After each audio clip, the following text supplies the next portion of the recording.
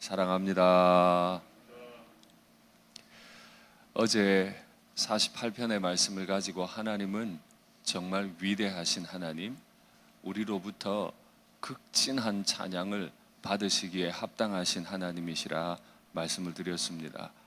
어제 하루 동안 하나님을 극진하게 찬송하셨습니까?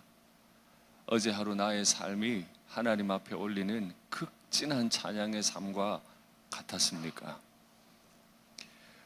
우리의 평생이 주님 앞에 올리는 극진한 찬양의 제사가 되면 좋겠습니다. 오늘 동일하게 고라자손은 시를 써서 하나님을 소환하고 또 그의 백성들을 다 소환해요. 뭇백성들아 들으라, 세상의 거민들아 귀를 기울이라, 귀천빈부를 막론하고 들으라. 들어라, 들어라, 들어라. 도대체 이 고라자손이 무엇을 그렇게 말하고 싶길래 세상의 사람들을 세 번을 나누어서 부를까요?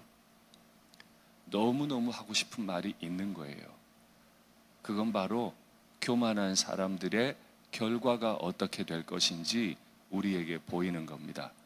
그러니 시편 48편 어제 말씀과 오늘 우리가 읽은 49편의 말씀을 포개어서 생각해 보면 하나님 앞에 극진한 찬양의 제사를 올리며 살아가는 사람과 교만한 사람의 삶과 이 두 가지로 나누어지는 인생을 우리가 살 수 있다. 그 중에 하나를 우리가 선택해야 한다.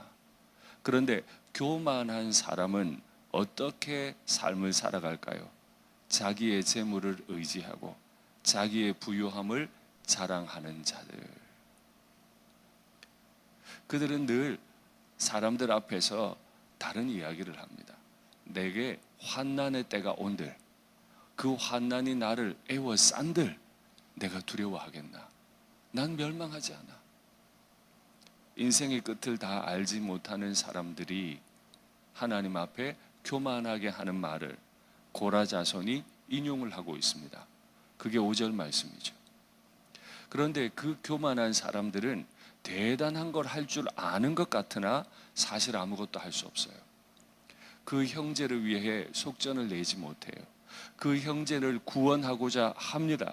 그러나 형제를 구원하지도 못하고, 형제를 위해 속전을 하나님 앞에 내고 구원하고 싶지만 속전을 내고 구원하지 못할 것은 그들을 속전하는 그 속전 값이 너무 엄청나서 자신의 재물로 감당을 못한다는 거예요. 더구나 더 결정적인 것은 그가 언제까지 살아있을 건데, 언제까지 살아서 다른 사람들 다 구원할 수 있을 건데. 구약의 율법에 보면 사람이 죄를 지으면 하나님 앞에 죄를 속하는 속전값을 내면 구원할 수 있게 되어 있습니다. 교만한 자는 자신이 다 구원할 수 있을 것처럼 말하지만 속전이 너무 엄청나기 때문에 자신이 가진 것으로 할 수 없다는 거예요. 이 사실을 살펴보았던 고라자손이 한 가지 명제로 결론을 내립니다. 사람은 존귀하나 장구하지 못하며, 존귀하긴 한데 장구하지 못해요. 영원히 살지 못해요. 오히려 멸망하는 짐승 같도다. 시편 8편에 보면 사람이 얼마나 존귀한지 설명합니다. 저를 천사보다 조금 못하게 하시고, 영적인 존재인 천사보다는 능력이 조금 모자라요. 그러나 하나님이 그 머리를 영화와 존귀로 관을 씌우셨도다. 모든 피조물을 다스리는 왕으로 영화와 존귀로 관을 씌우셨어요. 그리고 하나님이 손으로 만드신 것을 다스리게 하셨도다. 만물을 그 발 아래 두셨도다. 사람은 능력적인 면에서 천사보다는 조금 못합니다. 그러나 하나님이 손으로 지으신 것을 하나님으로부터 넘겨받아서 위임받아서 그를 다스리게 만드신 정말 존귀한 존재예요. 이렇게 사람은 존귀해요. 그러나 결정적인 약점이 하나 있죠. 사람은 장구하지 못해요. 오래 살지 못해요. 종귀 하나 치명적인 약점을 가진 것이 사람이라. 왜 하나님은 피조물인 사람에게 존귀도 주셨지만 장구하지 못하는 약점도 주셨을까요? 물론 죄로 인한 것입니다만은 결국 그것이 인생의 운명이 된 것은 그로 하여금 겸손케 하신 거죠. 존귀하게 해주었더니 마음 높아지지 말라고. 내 인생에는 반드시 끝이 있고 내가 내 자식들을 아무리 구해주고 싶어도 구해줄 수 없는 날은 반드시 온다. 이걸 기억할 때, 이걸 깨달을 때 우리는 겸손해질 수 있잖아요. 이걸 못 깨달으면 멸망하는 짐승 같도다.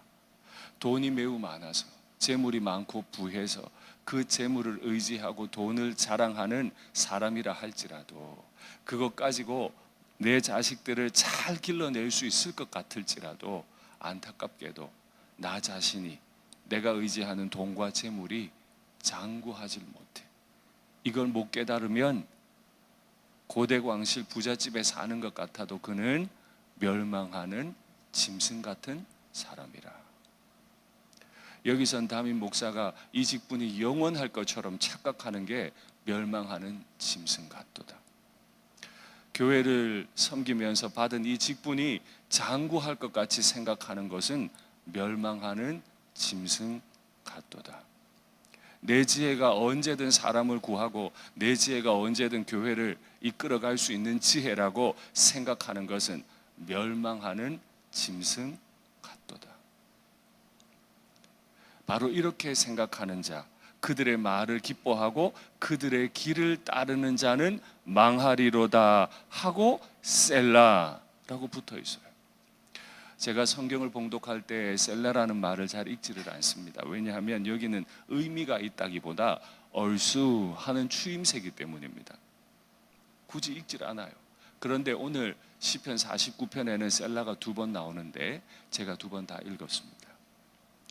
먼저 나오는 셀라는 자기의 재물을 의지하고 부유함을 자랑하는, 그러나 결국에 멸망하는 짐승 같으리로다.